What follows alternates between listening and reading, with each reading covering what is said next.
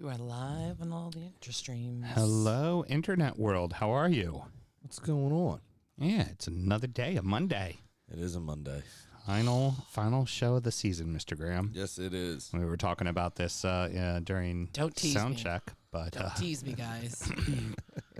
with the World Cup, this was a really long fucking season. Yeah. I mean, it started the first week of August. You know, This is the longest we've ever had to go in a row like and that. all the way to the end of May into June. Typically, it's the end of May we're finishing the show, right? Normally, it's right around Memorial Day that we're finishing. Yeah, exactly. And we have what do we have going on here? We still have two games that we probably should review since they do English teams in the Champions League final and the other one.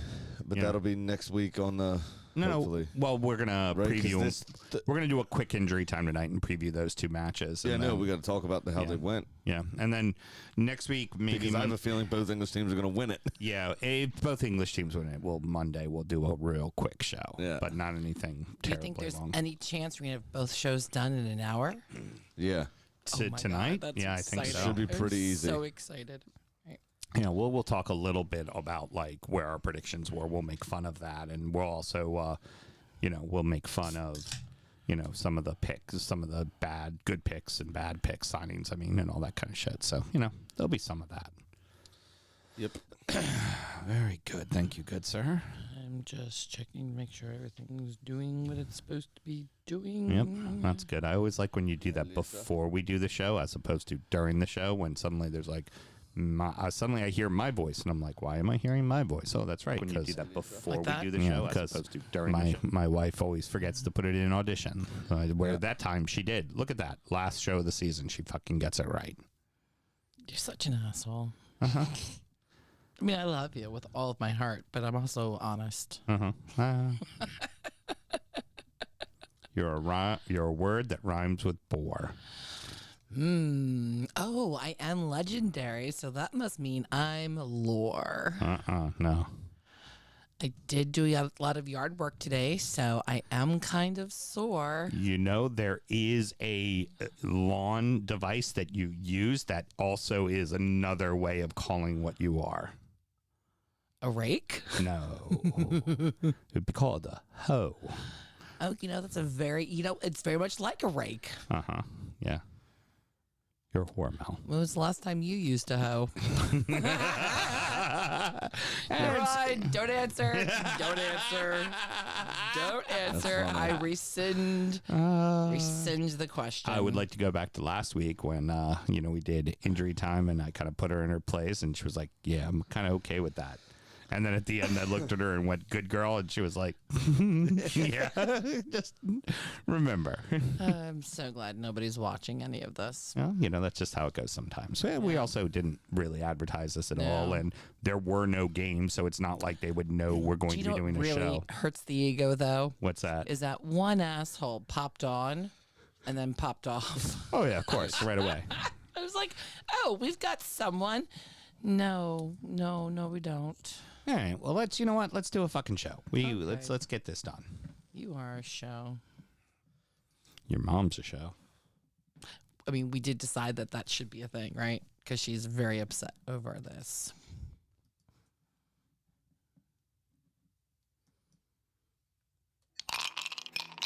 This is Whiskey Dix, and you're listening to the DU Football Show.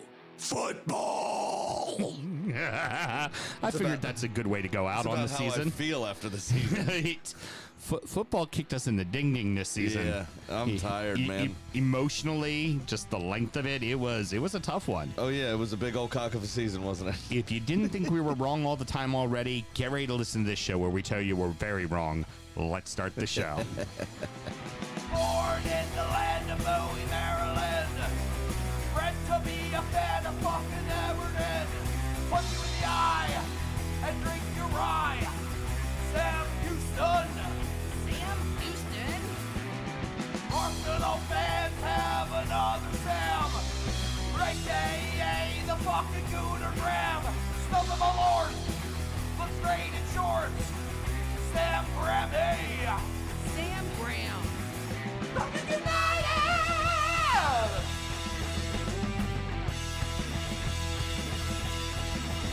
Drunkard United!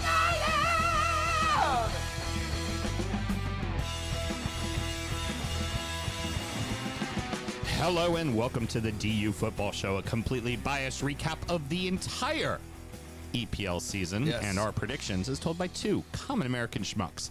I am your host, Sam Houston, and across the way from me, my co-host, definitely Father of the Year after hearing about that pit story. All right. Samuel Graham. We don't need to get into that. I left it very vague. How you doing, Mr. Graham? You're the one who well. decided to make it more. Doing very well. You know a pot shot's coming. I know. You know a pot and I shot's just want to coming. make sure that everybody knows, right? Since I was here and experienced it, I'm a content creator, not a content consumer. Okay? Okay, very good. Just If you want to know what that's in reference to, patreon.com/DUFootball. no, it wasn't even mentioned on Patreon. Yeah, wasn't it? No, it was just here off mic. You were like, I don't want to say this on microphone. It's exactly what you said. Oh, no. I'm talking about me not wanting to do anything other than be in front of the camera. Oh yeah, that is very true. We already know that. Oh, he's not going to listen to it. It's fine. Graham is talent. We just do what we want. Oh, I mean, one of the golden rules to broadcasting is to go back and sound check yourself so you can hear verbal tics you do and things of that nature. How many shows have you listened to, Graham? 4, maybe? Yeah, exactly. I've listened to every fucking show we've done. Good. So somebody's out there getting the job done. We're recorded at the DU Public House just outside the nation's capital. You can check us out on all podcast platforms. Please be sure to rate, subscribe, review, and share with a footballing friend. Should you want to chat with us, there is many ways that you can. Mr. Graham, tell the good people how they can get in touch. Absolutely. It is at DU Football Show on all the social medias. We do check our DMs, so make sure you are using that avenue. And then dufootballshow@gmail.com to get in touch via email. And if you're like 311, man, brah, gotta smash that subscribe button, brah. Give me that Amber energy, brah. Be down, man. Press the subscribe button, look, brah. now he's just using all our jokes, Mel. All my jokes. And I just like the I'm, one. I'm used to it. He takes my jokes all the time and just rips them off like they're his, and I'm like, oh, you motherfucker. I don't actually, get residuals. All you I'm have on to do strike. is Actually, come listen to you're- this drugstore cowgirl, okay, and the beautiful disaster that is the two of us, and we'll be just fine. Your Slavic. That's what I call it now. I no longer call it a Russian proverb, but your Slavic proverb. Slavic? Well, it doesn't matter. What do It's you that sound I'm like not you're- saying the word Russian because that's so good right now. But I look at everybody and I go, my wife found this. I stole it from my wife. Unapologetically, I stole this from my wife, and I use it every single time. Because why? She doesn't have the same use for it that I do. So here you go. And of course, the proverb is, the church is near, but the roads are icy. The bar is far, so I shall walk carefully. And that's how I end every little speaking engagement thing that I do and do a cheers and all that. Nice.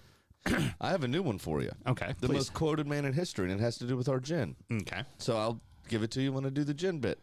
Sam and myself both work in the wine and spirit industry and both have a deep, passionate love for all things distilled spirits. So as the red-blooded Americans we are, we vow to have a drink in our hand throughout this show and every single show, even when the producer's being a mocking bitch. Mr. Graham, what are we drinking? Wild Irish gin, as in Oscar Wilde, the most quoted man in history, apparently. I don't know how you would gauge that. Yeah, I know. It is interesting. Yeah. Anyway, Wild Irish Gin. This is 94 proof, so 47% by volume. The distinct botanicals in this one, to set it apart from everything else, is purple heather, which grows near the distillery in Ireland.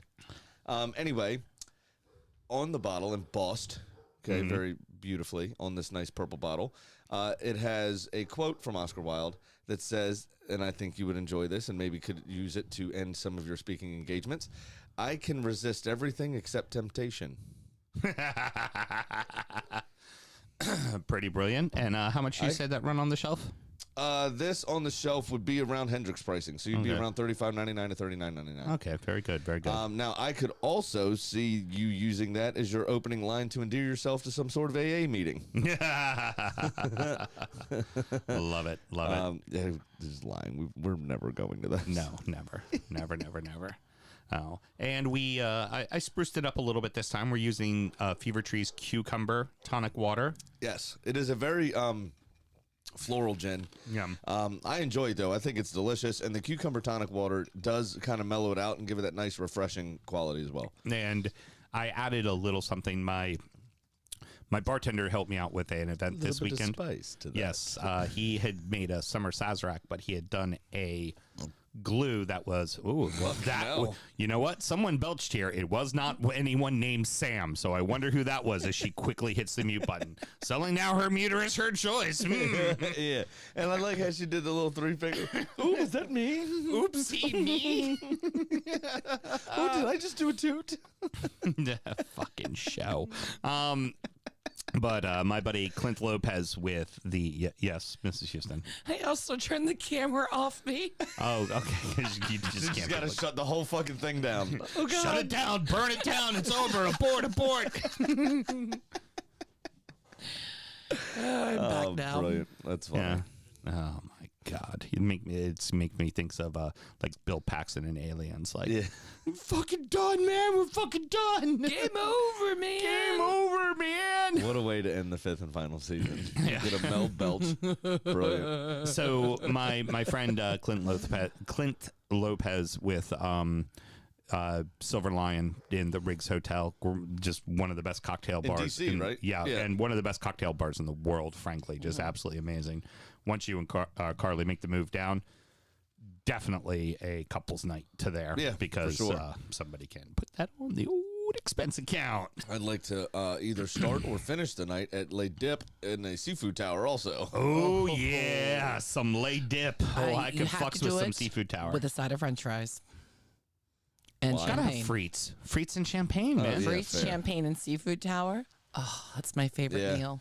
It was pretty fucking good. That's my favorite meal. Continuing on what I was going to talk about, the summer Sazerac that Clint had made got what he called a glue, right? It's a absinthe, lime, mint, and ginger. Mm-hmm. And it's thick, so it's like a paste, and you paint it on the inside of the glass. So when you're taking a sip, you get those flavors washed into your drink, but without being too terribly powerful. Right. I still feel like the cucumber tonic really kind of overpowers this drink. It does mellow out the gin quite a bit. I'm getting a little bit of that ginger and lime, but not as much as I'd like.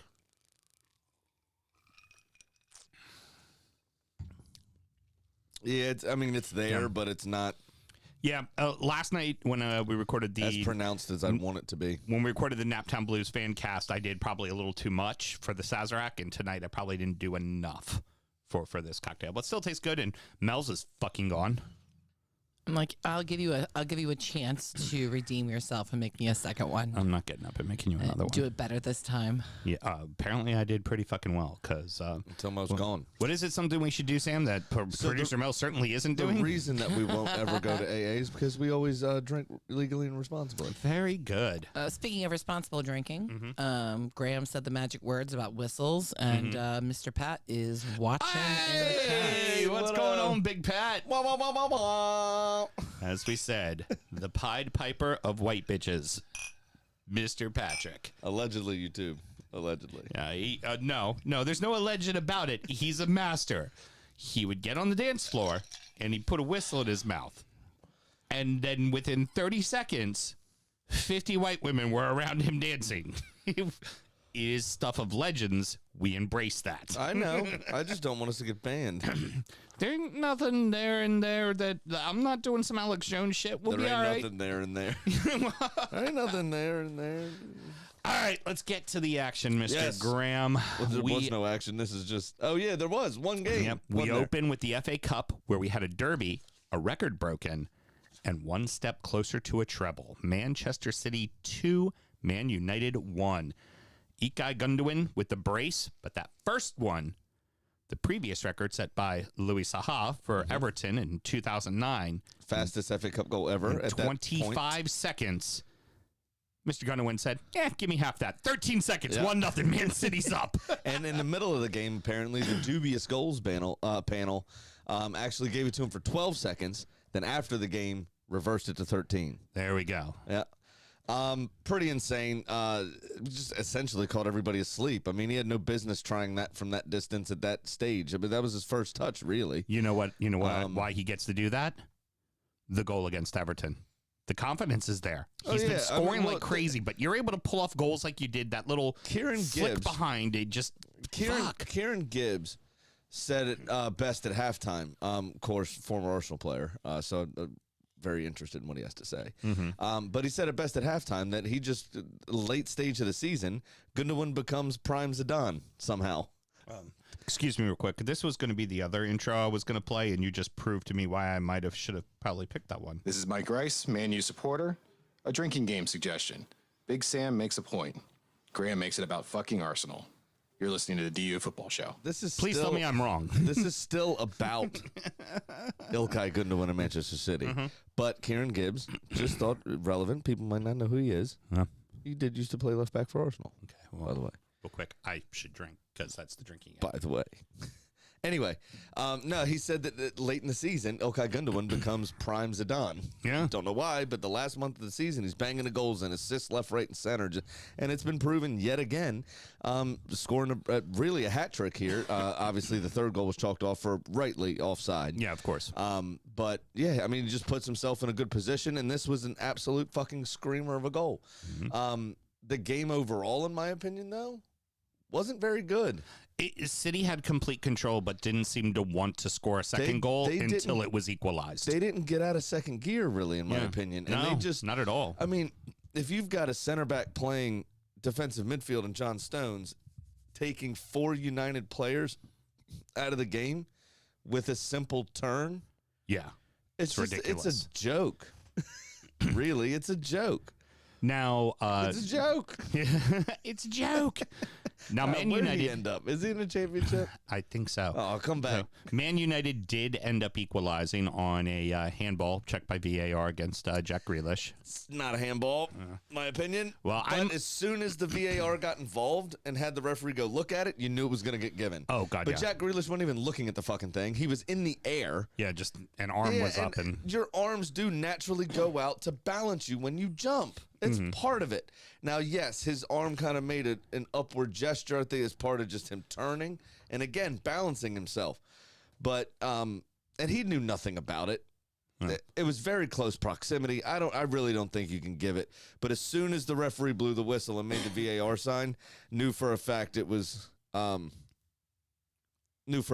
to get given. Now, sure. I'm okay with Sorry, that my goal. mother-in-law texted me. I'm okay with that goal because my CEO texted me as well. So Yeah. you just gotta fight through that shit. Nobody fucking wants us until we're doing something. Right, then everybody wants to talk to us. That's how it always rolls. A man in general, but Pat, do not text me right now just because we're doing a show. just everybody leaves you alone. The second you sit down and take a shit, whip your phone out. All the kids are banging on. Oh, come on, Daddy, need some help. Get the fuck out. This is my time. Thanks for the insight into your house. Yeah, 100%. Now, why I appreciated the fact that they got the penalty and Bruno Fernandes put it home to equalize at 1-1. At that point, City was about to go the whole tournament without conceding a goal. Yep. The last time that happened in the FA Cup, It was in the 50s, wasn't it? 1966, Everton Football Club. So 66. one of my records had already been broken that day. I didn't want another one broken, Right, for yeah, fuck's no sake. shit. Let me hold on to the small sliver of hope and cherish it as much as I fucking can. Yeah. Into the second half, real quick, But y'all did set a record this season for the most times a board has accused a fan base of physical assault that didn't happen. Yeah, but exactly once. Headlocks. Still no proof. Still no proof at all. I mean, in this day and age, one camera phone. Shaky footage. I mean, it could be like we seen Bigfoot footage with like the super shaky camera and like maybe it was a headlock or maybe it wasn't. Like, I'd at least go for that. They haven't been able to show that. I'll go look at the Google Street Cam, see if it caught anything. Yeah, just something. Anything, something. Yeah. Why? Why? Because it didn't fucking happen. That's why. It didn't fucking happen. But don't worry. Bill will make a musical about it. It'll be great. One lone headlock. Woo. Jazz locks. Headlocks. Actually, headlocks, I think, are the one thing that probably couldn't be jazzified. No, very true. They're very contained. Yeah, very contained. Now, well, no, I don't know. You could tap with your feet By their very nature. and then shake your butt. But the person in the headlock has their arms free, so they could. Oh, they could jazzy. jazz hands. Yeah. Definitely. Could also give a fluffy. Yeah, the person, Which is the best way to get out of a headlock. administering the headlock does the tapping, and the person getting the handlock does the jazz hands. Well, I mean, where I'm from, whoever's in the headlock does the tapping. And that's how a murder happens. So, Start of the second half again. The It got administrator of- Gundogan within like what, another 30, 40 seconds. Puts another one in the net. 2-1. How's your father? Game over. Yeah, what you worried about And here? after that, it was nothing. I mean, United had nothing to answer, I mean, they had and City never had to push.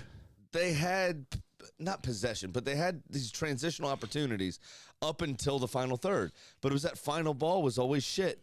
You know, there was one pretty dangerous cross put in. Marcus Rashford did get his head to it, but couldn't find the direction necessary. Ended up 4 or 5 yards wide. And Gundogan, the second goal, was terrible, honestly. It was a bad hit. I think De Gea saw it late. But after what he did at first, you think he'd be a bit more alert to what's happening. It was not a very good strike. He did not catch it clean. And you could see Lindelof's face when they showed the replay as he stuck his leg out to block it and went over his leg still. You could see his face as he turning like, fuck. Just knew it was just inevitable. You just knew it was going to happen. Knew it was going to happen. But I did not post on the socials yet the congratulations, Manchester City, for the FA Cup because I'm waiting. I'm going to wait and just do the treble as it's completed, which I think it will be. That's what I was about to say. 2 of the 3 done, and it's going to take a miracle from Inter to be able to slow this team down. Yes. In the case of when they lost it to Chelsea, it was a team who knew him and knew him well and knew how to set up a plan to stop them. This team does not know them. No, there's no way. There's no way. Although it is set up for a Romelu Lukaku hat trick, Inter win it, and then he comes back to Chelsea as the guy that stopped the treble, as a former Manchester United player, of course. And somehow they can't offload him this summer, and he ends up flopping again in the Premier League.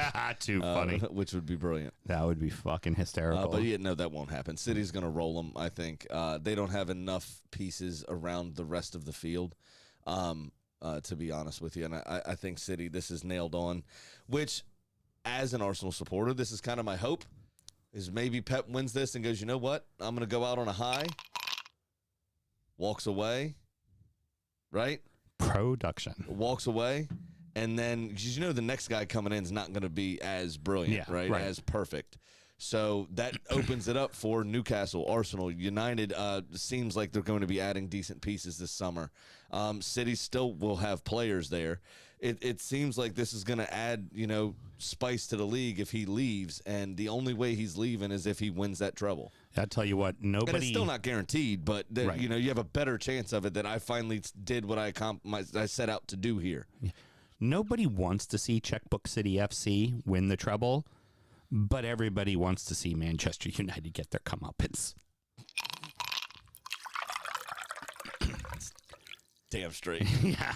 Time for us to do our predictions. And because my record still stands. Yeah, exactly. The Invincibles is still a thing. Right. Yep.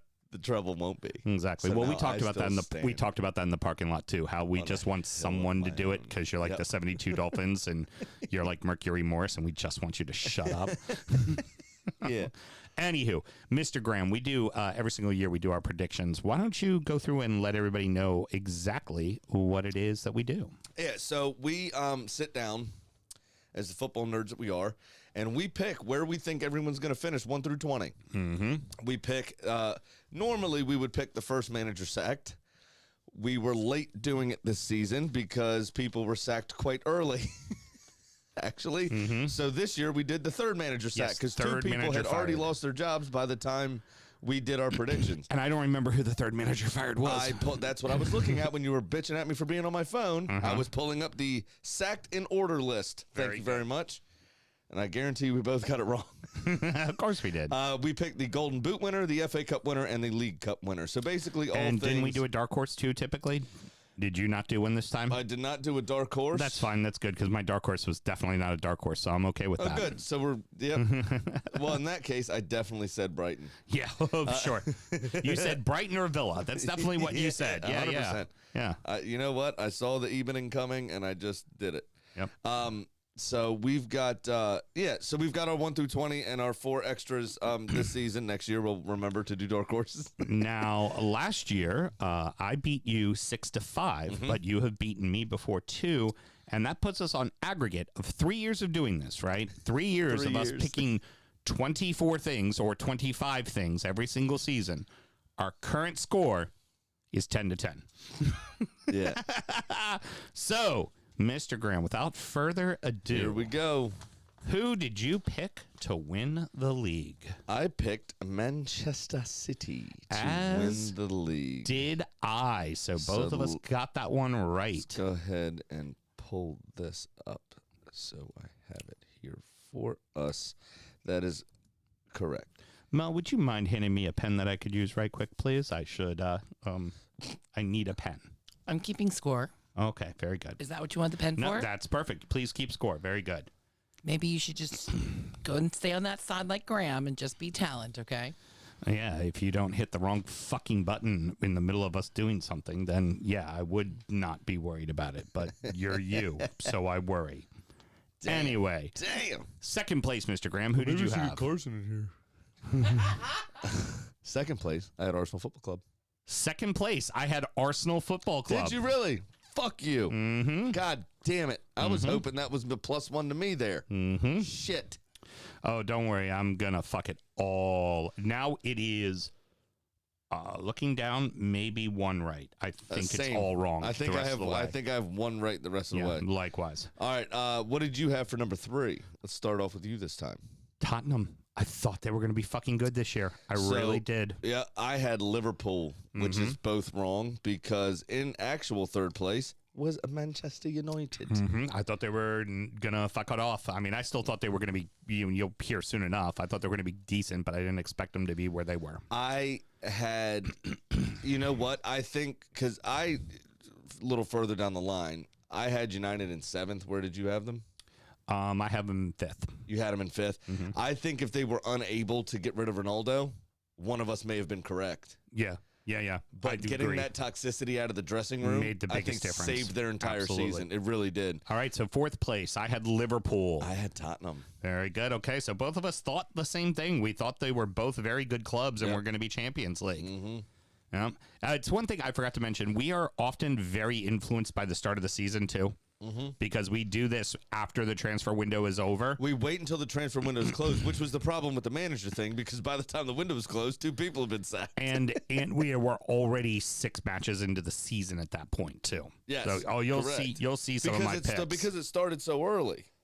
You'll see some of my picks, and Yeah. you'll be like, what the hell were you thinking, 100%. Houston? All right. 6th place. No, 5th. We're on 5th. place. I had Manchester United. I had Chelsea. It was actually Liverpool. Yep. Okay. And in 6th place, I had Chelsea. 6 spots too high. In 6th place, I had Newcastle, who finished in 4th, Yep. obviously. So you that's had them wrong. going to Europe. Good Yep. on you. And it was Brighton, actually, that did it. So both Brighton of us was 6th place. wrong again. Yeah, Brighton was 6th place. That's Yep. very true. I Yeah. pulled the table. I'm looking at the table. Yep. Yep. 7th place, off by 1 spot, I had Brighton. Unlucky. 7th place, I had United. It was actually Aston Villa. Yep, very good. 8th place, I had them just missing out on Europe. I thought Newcastle would be around it, but I thought they would ultimately kind of slip up and fail, Right. and they certainly didn't because they ended up in 4th. Yep, absolutely. I had in 8th place, I had Brighton. I thought they'd come up just short. After losing Graham Potter and everything else, I thought they'd come up just short. They obviously did not because Tottenham came up short. They were in 8th place in real life. Yeah. Who did you have in 9th place, my good In man? 9th, I had Crystal Palace. I thought they were going to have a better season than they did. Now, I wasn't far off, but I thought they were going to have a better season than they did have. Yeah. Also, my dark horse. I had Crystal Palace finishing in 9th place. Yeah. I really thought they were going to turn it around. You know what? If they only brought Roy the Boy back earlier, wise old owl might have gotten it done. But Oh, shit. In 10th place, I'll go ahead and say I'm very influenced by the start of the season because everything was fine for Everton at that point, and I figured we'd be comfortably mid-table. Oh, boy, was I wrong. So 10th place, I had Everton. it's a shame, really, because I was off by 1 place. In 10th place, I had Brentford, and they actually finished in 9th. I didn't mention. Very good. Very fucking close to that. 11th place, I had Mel's Villa. Oh, sorry. In real 10th place was Fulham. We didn't say that either. I had Mel's Villa. They had had a bad start, but I figured they'd right the ship. I figured they'd be comfortably mid-table. I did almost the same thing. I had Villa in 12th, but in 11th place, I had Wolves. Also, again, not far off. They finally got their shit together, but they did finish in 13th. The real 11th place club was Crystal Palace. Yep. 12th place. I got this one way wrong. All of us did, because who would have thought Chelsea would have finished in 12th place, but they did. I had Leeds. Nice. I thought Leeds was going to be way safe this season. Don't worry, Leeds is coming up for me also. I had Villa, obviously, in 12th place. Same thing. Bad start. They would have righted the ship and finished comfortable. But that did not end up being the case. They were actually quite good after they sacked Stevie G. All right. So, yep. 13th place. Who'd you got? I had Wolves. Very good. I thought, they got their shit together a little bit more than I thought they would.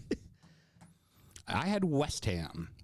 I knew Europe was going to be tough on them, but I'm sorry. In 13th was actually Wolves. Oh, that's where they ended up playing. Yeah. That's where they ended up. I apologize. What did you pick? I had West Ham. Very good. I had West Ham as well. I was one off. All right. By a point. Well, look at that again. You and I picking the same way twice. That's fucking crazy. We've been doing this too long. Yeah, exactly. We're starting to think like each other. 14th place, I had Brentford, who obviously finished in the top 10 and had their best season ever in a top flight. Yeah, 14th, I had you. Ah, very good. Comfortable, but not very good. Mm-hmm. And that did not prove to be the case. I think that's a fair assessment. Yep. We were safe, but that was not by much. West Ham, of course. Mm-hmm. All right, so I got an ice cube in my mouth. Sorry. 15th place. Go for it. 15th. I picked Leeds. It was actually Bournemouth. Yep. I picked Leicester big City. Wrong. I picked Leicester City. Oh, now here we go, buddy boy, because that's going to be the one-upper for me. Oh, yeah. Very good. 16th place, I had Fulham. I had Fulham as well. 16th place was actually Nottingham Forest. So both wrong. Yep. In 17th place. Now, here's where it starts to get dicey. Yeah. A lot of times we usually get them right. Just not in the right Just order. not in the right order. Obviously. Very wrong. We all got them very wrong, except for I got one correct. In 17th place, I had Southampton narrowly escaping by the skin of their teeth again.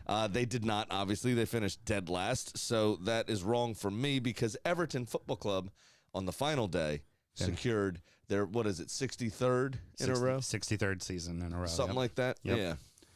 I went with Wolverhampton in 17th place. I knew they were in trouble. I knew that they hadn't really signed enough people and that it wasn't going well with Bruno Lage even from the start. So I was not surprised that they were in the struggle at the end, but they were able to right it. Yep. All right. 18th place, what'd you have? Well, it looks like I got at least one relegation team right, but not in the right order.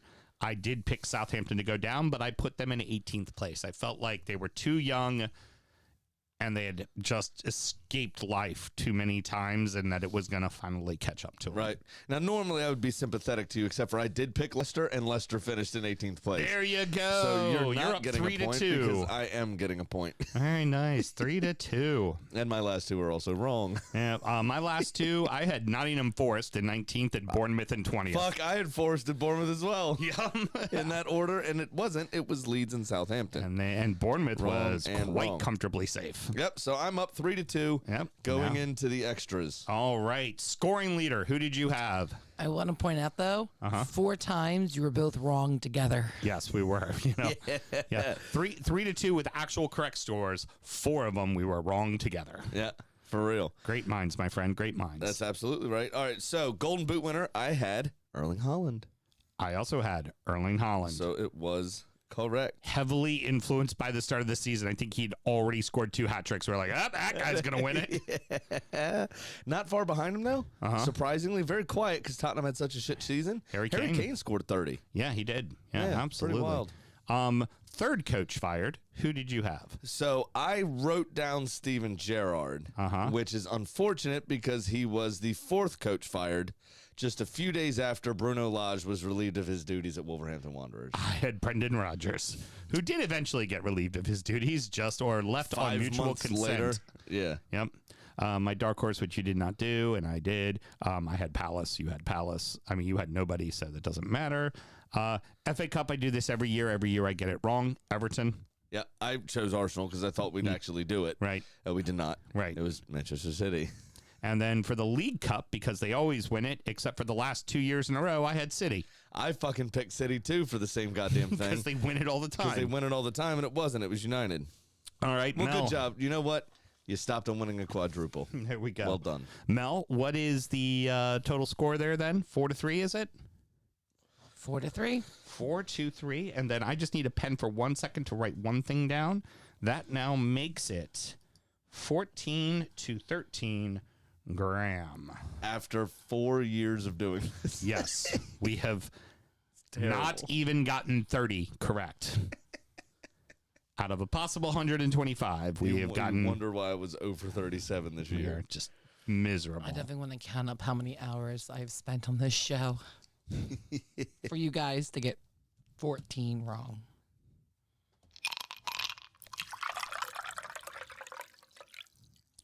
Now, on to our other little fun segment we like to do. The 5 best and 5 worst signings in the transfer market. Now, typically we tend not to include the January transfer window, even though those people can be very, they can, Influential. a have good to example. do something very, very special to. I think we both had Bruno Guimaraes in last year simply because he was that. they went from yeah. 20th place to 10th place at Newcastle, Yeah. and he was clearly the reason why. 100%. But normally we do not. But I think it would be notable to just kind of talk about some of the good signings. Trossard for Arsenal was massive. Yep. Enzo Fernandez was the only Chelsea shining player. bright spot for Chelsea the entire season and gives them some hope for the future.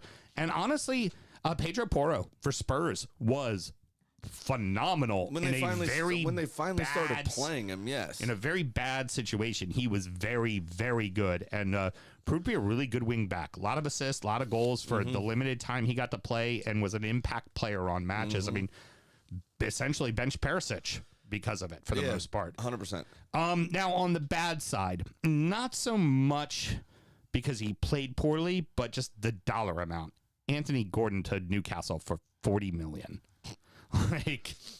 Yeah, it's a lot of money to pay for a bit part player. Right, a substitute who scored you 1 goal. And he's young and he's talented, but 40 million talented in the mid-trans, that was we're going to sign him to make sure Everton's worse. Right, yeah. 100%. Yeah, it felt like that was the case. Now, for Chelsea, it's not so much that he was a bad signing. It's the story that went along with it for Mudryk. Yeah. It was, but it's also no goals for 100 million. Right. But why was it 100 million? It was comfortably 40 million to you. And then Chelsea went, no, 60 million more. Bowley went all LA Dodgers on your ass. Well, really part of it. I mean, they always wanted between 60 and 80 for him. I mean, that's what we were quoted. The problem came where he's very young. He's only had 2 or 3 top flight seasons under his belt in Zagreb. And I think his best goal return was 11. Right. So what were we paying 100 million for? It didn't make a ton of sense. Yeah. Also, I think everybody got held to task on the price. I think we probably could have negotiated him down. Oh, God, yes, I think Except you could. for the Russian invasion of Ukraine, which hamstrung all of their clubs. And if they're letting somebody go, they had players walk for free. Yeah. That FIFA ruling that said, in a war-torn nation, you can roll out if you need to. Yeah, if you got to go, you can go. They did. A lot of players did. So the saleable assets, they held tough on their price. So they could afford other people in return. Yeah, agreed. And Todd Bowley, I guess, doing his part for Ukraine, paid over the odds for him for no real reason. Yeah. Now, and then the last 2 that are worth mentioning, both from the same team from Leeds. What is it, Giancarlo Ruder or Giovanni Ruder? Is this the one for Leeds? That is the $40 million record signing that played 1 fucking game. Well, so little peek Sorry. behind the curtain. I forgot his name. He's my 4th worst signing of the league because he played 1 fucking game. Yeah, worth for mentioning. $40 million. It's just a waste of money. What'd you buy him for? Right. If you What's the spend point? that kind of money on a player, you got it. That Pay my wife $40 million. I'll turn out 2 games for you. She owns my rights. It's fine. And the other one, this was an audition. It was a loan spell, so not a signing. But this was the audition for Weston McKennie to show that he was ready to play in the Prem, and he failed miserably. Yeah, there's a lot made of this. I think a lot of the tactical issues surrounding Leeds didn't do him any favors. I think he will have no shortage of people wanting to sign him this summer because he is a good player. He is a grafter, but he also is coachable. I think he is actually quite good at listening to his coaches and performing the tactics that they want him to do. And I just don't think Leeds had any direction. Fair enough. So I don't think there's going to be any problem. I think, was it Brighton or somebody was linked with McKinney and Aronson? Yeah. Actually, a double swoop. Those might be a very good fit for that team. Yeah, and if they're willing to listen, willing to try, willing to buy into the project, why wouldn't they be? I think they're both talented footballers. They just need to. They just need to that direction. They can't grab a game by the scruff of the neck. But they're good role players. All right, so you want to do top 5 or worst 5 first? Up to you. Doesn't matter. All right, well, let's go ahead and do top 5. We're going to go from 5 to 1. I will get it started with my number 5, Lucas Paqueta from West Ham United. All right, so I can't put him in since we already owned him, even though he never turned out for Arsenal before, really. William Saliba. Okay. But we already owned him, so he wasn't a signing. But we had loaned him out 2 years in a row back to Saint Etienne and then I think Marseille or whoever it was. And he ended up getting French Young Player of the Year last year. And then we put him straight in, and he didn't miss a beat. Yeah. And once he got hurt, we saw how much we missed him. Yeah, I thought he was phenomenal. But because he was signed this season, I will have to say it is Paqueta because of what he meant to West Ham. I mean, they were a totally different team when he's involved in the side, and his absence mid-season, we saw how badly their midfield fell apart without him. Agreed. And Declan Rice had way too much work to do. And there's just no creative bone in anyone else's body on that field, really. Right, very for true. a majority of the season. But when Paqueta plays, so went West Ham. Very true. I did forget to do the honorable mentions, but we'll do them at the end of the list here. So number 4, who do you have? Taiwo Awoniyi. 10 goals. He did the job. I mean, it took him a while to get there. Settle in. But he was, these last 2-3 months solidified him as one of the best signings, in my opinion, because Forest were doomed. They needed his goals to win games, and they got them. And they were goals that got points directly. Like his goals equaled points in the table that gave him survival. Yeah, I think with the fee that he commanded, which wasn't ridiculous compared to some of the fees that were spent on other players this season. Yeah, I think their and their eventual solidification of safety. I think that's probably bang for buck. One of the better signings of the season. All right, on to number 3. I'll go first. This was very under the radar. It was one of the first signings that Newcastle made. Nobody thought anything of it, and he was just everything to this defense. It allowed Fabian Schär to do more. It allowed them to be able to push Dan Burn into like a 3-back system when Trippier was bombing forward. Just allowed a lot of freedom for this team because this guy was a fucking rock. I have Sven Botman. Yeah, a very good signing. Hard, tough as nails, this guy. You're absolutely right. He was fantastic all season. But I got to go down the other end of the pitch because once he finally settled in after that initial injury problem, he allowed the play to be stretched so much and allowed someone like Callum Wilson. How are they going to play together? They figured it and the this fuck out. is, by the way, Alexander Isak. Very good. And that 20 minutes. I mean, really, he could have walked out on the field and wanked the whole season, except for that game against Tottenham, and done what he'd done in the first 20 minutes, and he still would have been included in my best signings of the season because I hate Tottenham Hotspur. Yeah, very fair. But he was fantastic, I think, especially the second half of the season, and vital for them securing Champions League. Excellent. Now, who do you have for number 2, sir? Number 2 has got to be said, Alexander Zinchenko. He was phenomenal this season, and again, when he got hurt at the end, we saw how much we missed him. So much so that Arteta stopped trusting Kieran Tierney. Yeah. And just changed our system. Yeah.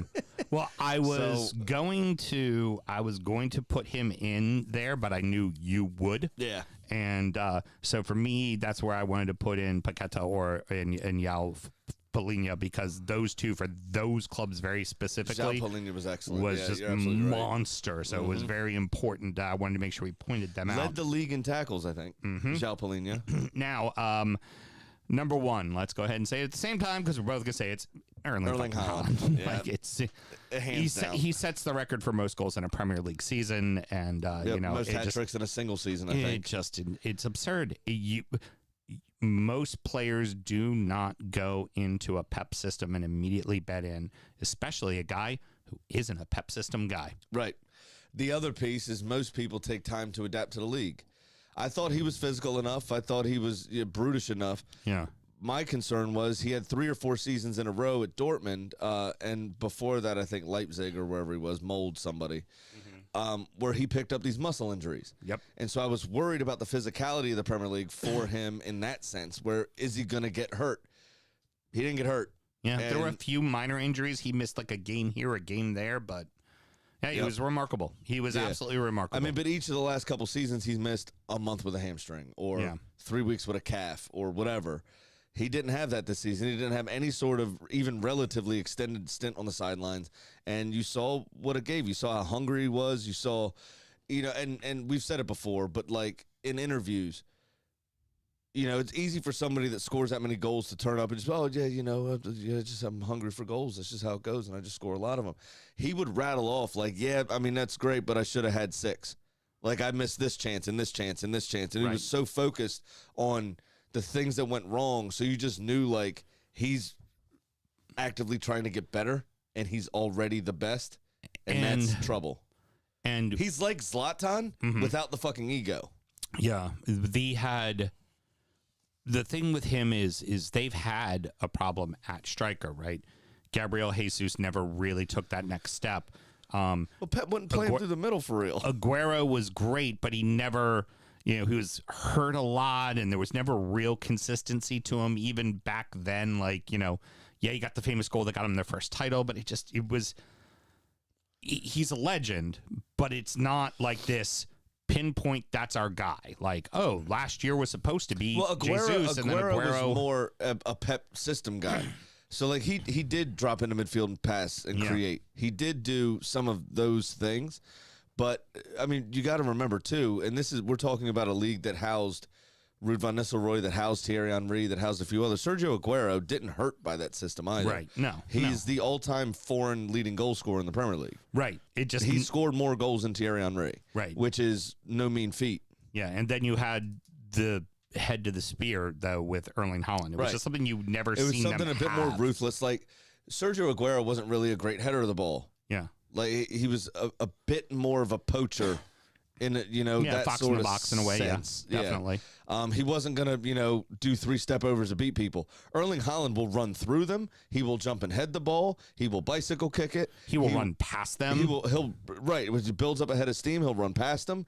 He'll score any type of goal, any type of way. Yeah, absolutely. He's a bit more of a, I guess, complete player, if you will, than Sergio Aguero in my opinion, in terms of finishing. I think now Sergio Aguero, don't get me wrong, is a fantastic finisher, but Erling Haaland can do all of it. Sergio Aguero, very noticeably, in 1 or 2 categories, lacked a little bit. All right, so I did a new thing that we're going to do at the very end of this segment, which is new players, young players that I'm not going to include in the honorable mentions because, let's face it, they're just young, right? It's hard to you could say they had a great first year, but we wouldn't put them on this list because they weren't that much of an impact. Right. But for honorable mention, I'm going to take out the people that we've already mentioned. Both of us have mentioned, but Akanji for City, sneaky, quiet, really good in central defense. It took him about a month or 2 to get bedded in, but by the end did. He was the first name on. He was the first name on the defense for them. He was pretty much solid. Yeah.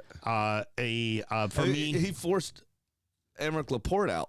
Right. It's been him and either Stones or Diaz, but mostly Diaz because they've been deploying Stones either on the bench or as kind of an impact sub when they needed a better ball playing center half. Yep. Or as a defensive midfielder when Rodri couldn't do it. Now, this one I had mentioned last week, and while everybody's going to bring up the bad mistake against Arsenal, and I know he's old and he's a bit past it, Everton does not stay up if they do not have Idrissa Gana Gueye. No. Period. End of discussion. 100%. He completely helped that midfield. The just with the workload, the energy, the being. Even when they had to sub him out because he's getting older and he's getting a bit. He was absolute impact, and for any mistakes that any Evertonian wants to say, I'm sorry. There's 100 times where he makes 7-8 tackles in a match. Oh yeah, and it was just. Remember he left you the first time for PSG. Yeah. And came back because he loves the club. He didn't have to go back there. There was no shortage of suitors for him. Yeah, he also didn't. He didn't leave over the January window. He said, "I'll stay through the end of the season. You guys I want to go play Champions League after this." And they were like, "Yeah, we'll send you on." And he stayed, and he helped the team then too. So it's just those short-term people that your club makes buy in, like Onana. He said, "I can't promise you I'm going to be here long-term. I want to play in the Champions League, and I don't think I could do that here." Right. But I care. Right. And played with a lot of heart. Yeah. Up until the final whistle, played with a lot of heart. Now, he's younger, obviously, than Ganagay, but I think he'll stay one more season before he moves on. He's going to be on the list that we're going to get to. Okay. So, yeah, definitely. Now, the last honorable mention I have is a tandem. By the way, wasn't told about this. Yeah, I know. Young players thing. I told you on the phone earlier, but you didn't know what the list was. Yeah, it was already done. It's fine. You're good. It was all good. But worth mentioning, I would call this a tandem because if one wasn't on the pitch, it was definitely seen, and you could tell that they needed both. But the two of these guys is why Manchester United is playing Champions League ball this year, and that is Casemiro and Eriksen. Yeah, without a doubt, because their midfield was a fucking mess before that, and those two. It allows you to let Bruno Fernandes go be creative, and it allows those guys up front to work on getting open, and they were everything in the success of Manchester United this season. And you saw when Christian Eriksen got hurt, how much it hurt them, and Casemiro couldn't do it all on his own. And Casemiro got red carded, and, and Eriksen couldn't do it by himself. Yeah, it was very notable when they weren't together on the pitch. That's why I said it was a tandem. That's why I didn't put it in the top 5, because it was a tandem. I couldn't put one above the other, and I don't think one without the other was that impactful. I think it was a tandem that made them. Yeah, I'd agree with that. Let's go ahead and get into the 5 worst signings. Now, I'm going to go ahead and do the honorable mentions first, because I don't think you're going to have any of these on your list, and if you do, oh well. 2 of them for Wolves. Because first they went out and they signed Sasa Kolajic, and that was supposed to be their answer at striker. He scored a goal, got hurt after scoring that goal, didn't play another game the rest of the season. And because of that, they decided to do a big old ad campaign with Diego Costa holding a bunch of Wolves, and that would be the highlight of Diego Costa at fucking Wolves. Yeah. So those are both honorable mentions. Remember, the only goal he scored was a tackle that was pinged against his shins. Yes, exactly. And then the other honorable mention that I'd like to make, which seemed like a very smart signing at the start of the year, but ended up being rendered useless by the time Gerrard was gone, Philippe Coutinho. Yep. For Villa. Great signing at the start of the year, useless by the time Gerrard was gone. Fair. Oh. It's absolutely fair. Number 5, who do you have? Jesse Lingard. Jesse Lingard. That's a fair one. I considered for the putting first him. few games. He was shit for the first few games anyway, and then turned around and didn't really play much because Morton Gibbs-White and Brennan Johnson really took up the mantle in that position, and they didn't need him. I don't know. I think he may have started his time on the bench with an injury, but the way those two played the rest of the season, he was never even invited back into the first team, really. Number 5 for me. Not so much his fault, but there was the comparison. It was Erling Haaland. And it was Darwin Nunez. And it was for $100 million, all the misses. Come on, man. Right, and that's why I put him on this list. He did score some goals. He did prove he may end up next year being a fantastic player for him. As soon as Luis Diaz was fit and as soon as Jota was fit, he was the first one dropped out of that front 3. Yeah, exactly. So and that's telling. Yeah, so that was, for me, it was unfortunate for the lad, because it's just what it is. But I toyed with putting him on here. Was the comparison. It was him and Haaland. Haaland exceeded. He was meh. I toyed with putting him on here, but I have a different, because I wanted to ruffle feathers with this as well. So I have a different $100 million player. So who is your number 4 then? My number 4 was that dude for Leeds. Yeah. Because I couldn't remember his name. Didn't play a single fucking Giovanni game that I remember. Reuter. Yeah. Yeah, or no, Gino Carlo Reuter. Either Giovanni or Gino Carlo Reuter. But for that much money, it's fucking terrible. Especially what are you doing? What is a big club, but not one of the big 6. You spend $40 million. That's someone who needs to be impacting your lineup. Oh yeah, absolutely, hands down. For me, number 4, pains me to say it, Richarlison for Spurs at $60 million. Terrible. Yeah, I mean, got 1 3 goal. goals, 2 chalked off, 2 chalked off. Yeah, just 2 yellow cards for few shirt yellow cards removal. for celebrating. It is not. Fucking brilliant. It is not that the guy doesn't And have the a one motor. goal that counted, Liverpool scored 8 seconds later Yeah, and yep. beat them 4-3. Yeah, exactly. It's Now a storybook ending. he. It's not that he doesn't have a motor. It's not that he's not a talented player. He is. He's very much so. Just a young prick. And His I ego. don't think this was a Conte signing. This was a Daniel Levy can get him at a quote-unquote good price at the At a transfer bargain, deadline yeah. because Everton are desperate to move on from him because they need the money to stay within financial fair play. And he may be integral to this team, to Spurs next season, but this year he was horrid. In number 3, everyone's favorite own goal scoring center back, Wout Face for me for Leicester. I He mean, was his miserable. record speaks for itself. He was He scored miserable. more goals against Leicester than he did for Leicester. Yes. Yeah.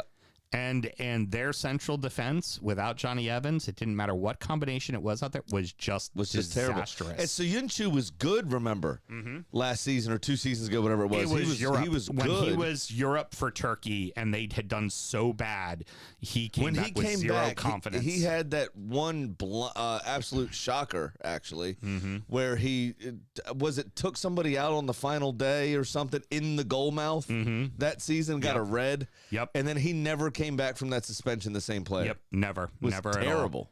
Who do you got for number 3? Number 3 was the tall guy from Southampton. Don't remember his name. I don't think he made an appearance. But he was touted as the fucking savior. He's Heard. going to go up front and score his goals just because he's 6'8". And nothing. I don't even think he played a game. Fucking too funny. And I don't know his name, so I can't look it up. Kenny, but let I don't Sam remember know. seeing a really tall Nigerian. Very good. I remember seeing a lot of Theo Walcott. Yeah. Oh, well, that might have been. I saw a lot of Che Adams. Was that Salumana? No, because Salumana actually scored some goals. He was one in the January transfer window that Southampton won it. But I don't know. Don't bother. No. And there's Alcaraz, who was actually decent for Yeah. them, scored 2 or 3 really good goals. But he was So- signed in January as well. All right, so here's number 2. Who do you got for number 2, Mr. All Graham? right, so number 2 is a tandem because they both did fuck all. Okay. Wout Weghorst and Anthony. And I also realize how annoying it is for me to not know the names of number 3 and 4. So the top worst signings and number 2s, I did do 2 people for each. Anthony, so the $100 million that I let on earlier was very poorly spent because all you got was 2 goals and 3 pirouettes out of him. Yeah, He pretty did much. fuck all, and the important games he got dropped for, and that says something. He gave him Eric Ten Hag gave him 6 months And of one- you're the starter, And and his then first of the it 2 was goals was against Everton in his first game in playing. like August. Yeah, Yeah, first It was game playing. fucking terrible. And then Wout Weghorst just didn't do anything. Yeah. It's all season, just nothing. It's Yeah. just a big lad up front. He was and quote a didn't locker even- room guy. Yeah, it just didn't even help. But they put him on the field, which is inexplicable. For but me, that's how that was. At number 2, good old Neil Lespe. He was bad. I toyed with putting him in here also, but he at least did some shithousery, a rush and by. that I can respect. A rush by because Calvert-Lewin was hurt and they desperately wanted a striker. 15 million, scored 1 goal, and that was it. That's some shithouse. Yeah. That's Yeah, worth some something. shithouse. That was about it. Number 1, who do you have, Mr. Sam? About face. About face. / Doug. And I think Doug was already there. Don't care. I'd never seen him before. He was terrible. And they stuck with him for 7 months. Very good. Both of them horrendous. I've already spoken, waxed lyrical about Wout Face's contribution to the Leicester cause in finishing in 18th and being relegated. He was by far the worst signing. He's Sideshow Bob looking just terrible at football. I don't know why he plays this sport at all. To be honest, he should not be playing the sport. My number 1, the player that exemplified everything that was wrong at Chelsea Football Club, Pierre-Emerick Aubameyang. Brilliant. That is brilliant. He came and he did fuck all, which was what you knew he was gonna do, because you're like, you took me away from fucking Barcelona. I was doing fuck all Told you there so, and yeah. like just going out to clubs and shit. And Well, he scored some goals at Barca because he loves Barca so much. It was Real Madrid, by the way. Yeah. That he loved so much. Yeah. But turned up for Barcelona. Had a couple games where he scored like four in a game. Yeah. And then started the season shite, and they sold him before the end of the window. everything that was wrong with Chelsea Football Club. That at the death window signing, and then they made the whole Arsenal, we're gonna get over on you. He made a video. They made a It video was for the just- socials. It was terrible. It was laughable, absolutely laughable. Now, Absolutely finally, pitiful, we're gonna just do this real quick. I'm gonna throw a few names at you that are worth mentioning, just that were great young signings that are some we may see at other clubs because they were on teams that went down. That first one right off the top, we don't have to say much about him either, but just worth mentioning. Romeo Lavia for Southampton. Was a star. Was decent. Fucking Yeah, he was pretty good. Star He was in the pretty good. midfield. So I really like that Alcaraz kid. I thought he did pretty well. Almost put him on, but I didn't. Oh, yeah. You know, but yeah, definitely worth mentioning because I didn't want to try. I mean, I could see him at least being loaned out to somebody, both of them. You know what I mean?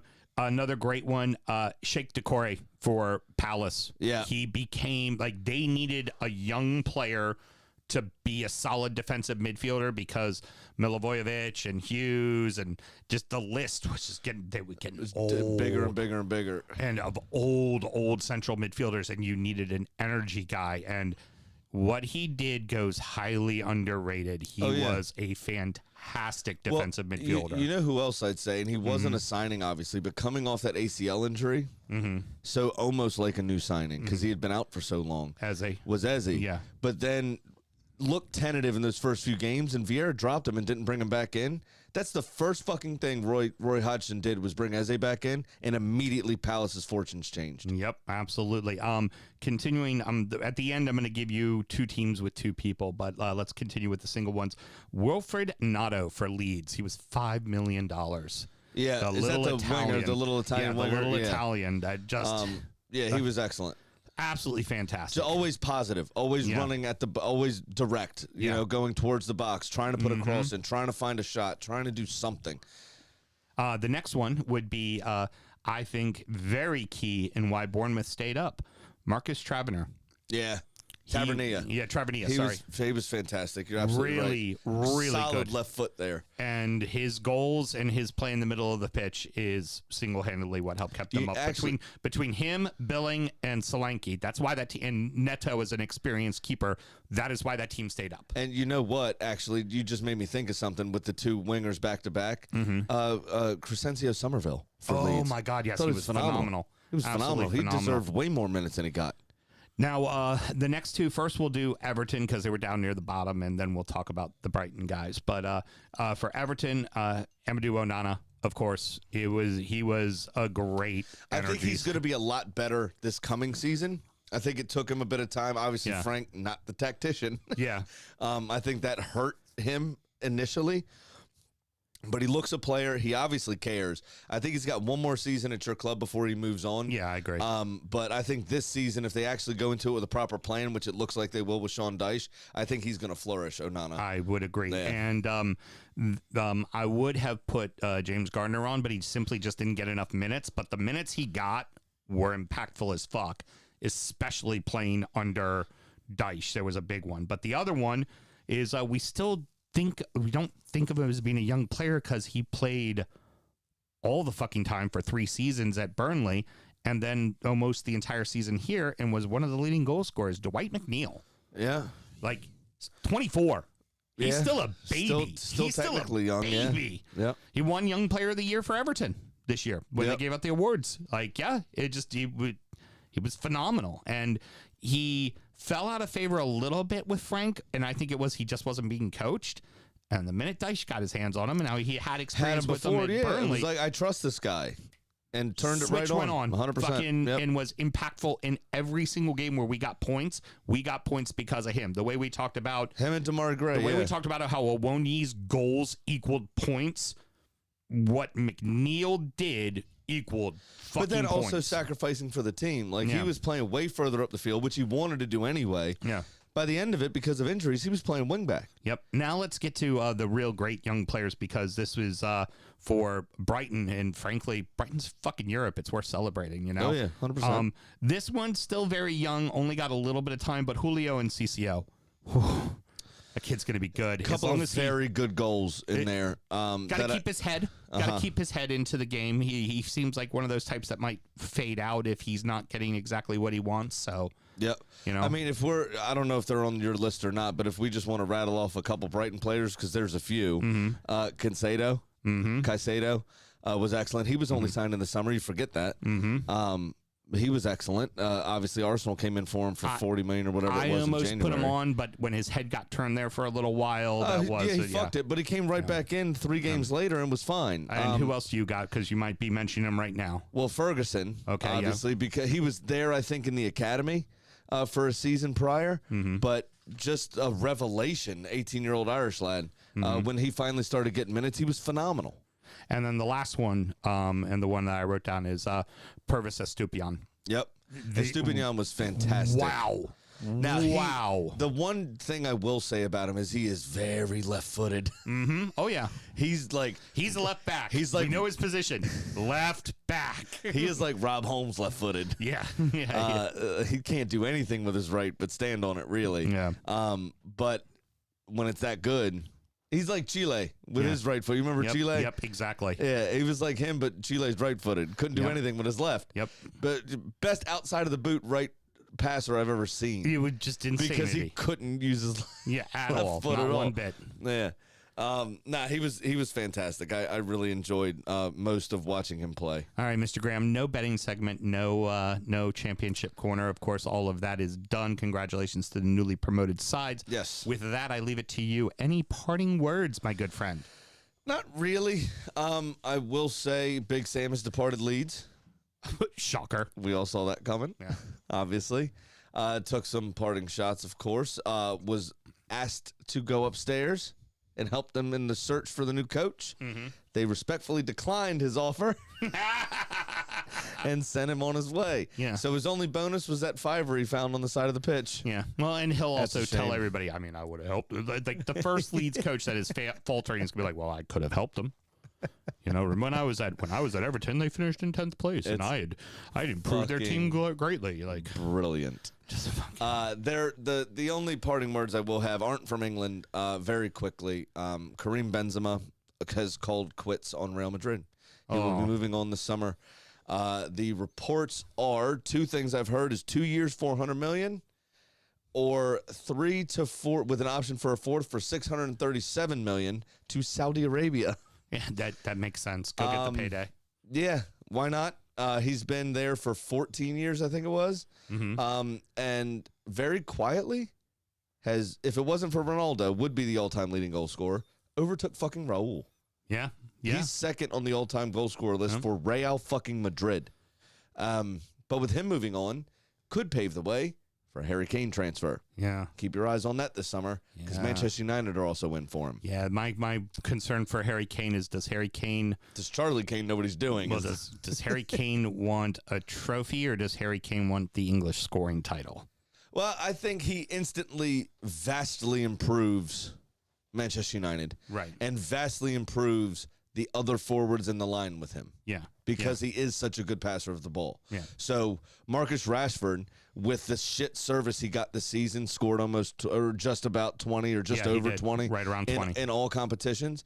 I think you see him easy 25 in all comps. And easy. One last parting word for you, Mr. Graham. The last one. Zlatan Ibrahimovic is retired. The king in his own mind. The Zlatan. Zlatan play football. Football has retired from Zlatan. Yes. We can't watch football anymore. We can only watch YouTube clips of Zlatan talking about football. Football is no longer a game. Zlatan has left. You know what? I was listening to it on the Ramble today. It is an era-defining retirement.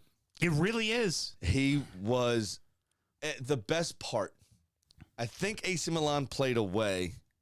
It doesn't matter if they did or not. The team that they played, he did get a goal, which is a fitting send-off. So did Karim Benzema in his final game for Real Madrid. But Zlatan, the team, Fiore, whoever they were playing, I don't remember their name. Fienza, something like that. The fans started booing him. And he speaks like 6 languages. So in Italian, on the field, with the microphone, he turns around and he goes, the highlight of your season is seeing me right now. Shut your mouth. You want to talk about the level of like shithousery and the fuck around and find out the do as you do, not as you like. He did. He was the greatest shit talker, and then backed it up. He scored everywhere. Every type of goal. Every team he's ever been on has won titles, except the season he was at Manchester United. It's just insanity. It's fucking insanity. He's excellent. He's excellent. And it started when he was 16 years old, and Arsene Wenger hosted him at Arsenal for a trial. And he was under the impression that he was just training and hadn't signed his contract yet. And Arsene Wenger brought him in, and he goes, so do I get the number 9 shirt or what? And Arsene Wenger looks at him and goes, Zlatan, this was a trial. And he goes, oh, I'm leaving then. Zlatan doesn't do auditions. And fucking rolled out at 16 years old, signed for Ajax 2 weeks later, won the Dutch title, became a legend there, moves on, Barcelona, PSG, AC Milan, Inter Milan, just Juve. Yeah. Manchester United, I heard a stat today, 28 goals in 46 games. More than a goal every other game. Insanity. Just everywhere he goes. Fucking insanity. Just Barcelona, again, I think he played for Real Madrid at one point as well. Just... The guy's amazing. Him and Pep didn't get along. Big surprise. Yeah. What we're ultimately robbed of is that he was Swedish, and we never got to see him like really perform in a World Cup. No, you know what? But we did see a fucking bicycle kick from 40 yards out against England, and the knobhead that is Ryan Shawcross trying to defend against it, and ended up like hurting himself, getting caught up in the net when he slid in. Fucking brilliant. It was his career. So. Obviously, we're an American show. We live, eat, and breathe for the last 10 years Chuck Norris memes. Right. Zlatan is Chuck Norris to the rest of the world. Yes, exactly. He is that, when I moved out to Ajax from Sweden, the family lost the head of the household. Yeah, my dad is worthless, right. Kind of thing. Oh, yeah. And then there was some guy that looks like him in like Romania's 2nd division or something, right? And some journalist asked him once, and he said, "Oh, you look a lot like Zlatan. Do you know if you guys are related?" And he goes, "Oh no, my father's never been to Sweden," or something like that. And then Zlatan caught wind of this, and he responded with like, "Yeah, but my father's been to Romania," kind of thing. You know what I mean? Love it. He's bigger than football. Yeah, he's just the ego, the everything. It's funny. It's fantastic, and he leans into it. The I am Zlatan. He refers to himself in a third person in a lot of cases, and it's not turn off. No, it was brilliant. It's almost endearing. It's beautiful. I love the guy. I think Ted Lasso, really got that. He was Zava. Oh, yeah. Oh yeah. When they wrote it, Sudeikis came out and said, "This is Zlatan." Oh, you can tell. Yeah, you can tell. And I think they got all of the charm and ego at the same time. Because that was the thing. It was, he was an insufferable, egotistical maniac. Yeah. But charming as fuck, and we all loved him. Like, how does somebody do that? 100%. When he came, I think when he got signed to LAFC, or was it Galaxy? It was Galaxy. It was Galaxy. Whatever it was, I think he took out a full-page ad in the LA Times and just said, "You're welcome." Like for signing. Yeah, you're welcome. You're welcome. Zlatan is here. You are blessed to have me. Like, what? And yes, they were. Yes, they fucking were. It's amazing. It's amazing, and I for one am going to miss it. Oh, agreed. Very much. I for one am going to miss it. I hope he goes into punditry, that'd be so we can see him more often. And a little preview, just very briefly, for my top 50 that I'm doing of the top 50 Premier League players of all time. I know he only played there for a season and a half. Zlatan's included. because he's because of his full body of work. He's just fucking incredible. Him playing that 18 months gave me the ability to include his entire body of work into this list. And he's not number 50. He is higher than somebody that may have played their entire career in England. That does not surprise me. Not surprise me at all. He's not very high up because he only played 18 months. Right. I can't do that. But he's in there, and he's not number 50. Excellent. All right, boys and girls, next up is injury time, where we're going to talk about the beers we were drinking. We're going to do a small little recap on fantasy because there's some interesting things to look into. And we're also going to preview both of the European games because they involve English teams. So, Sam, should somebody want to find injury time, how do they go about doing it? It's very easy. It's patreon.com/DU Football Show. And you will give us $5 and you will listen because we are the best football podcast that there is. And I am Sam and he is Sam and we are just Sam. And you just deal with it. Brilliant. Till next week, everybody. Zlatan.